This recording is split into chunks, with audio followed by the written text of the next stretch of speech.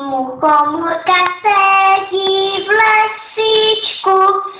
lesíčku, má pěkně červenou hlavičku,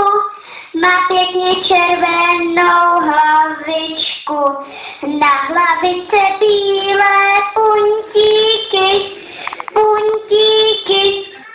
vypadá jak deštník veliký, Muchomůrka ráda tance, se svými puntíky se raduje, dejte ale pozor, dětičky, jsou to jedovaté houbičky. Neštěla si sama? Já jsem říkal, že ten talent objevím. Slavný budou ty zpěvat. Já to podržím. Skákal přes zelenou louku. Došla elektřina. Zatleskejte slavnému budoucímu zpěvákovi. Hudbu číslo 2 a tady jsou poslední dárky. Co dostane holka? No tohle?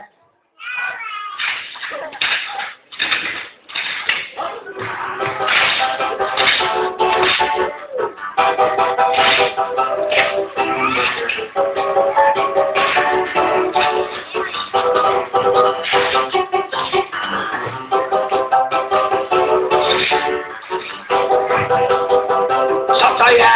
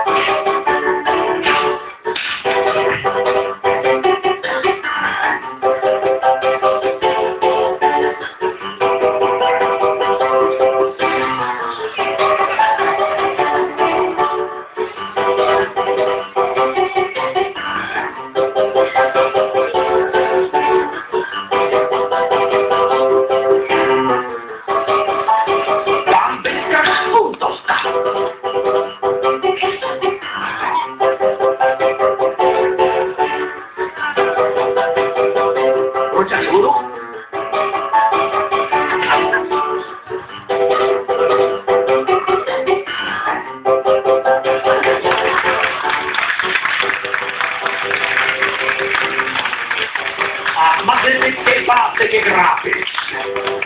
Holky, kluci, vypneme hudbu. Zeptejte mámy, táty, babičky, dědečka. Jestli ti to dovolí, pojďte všichni před jeviště. Ne na jeviště.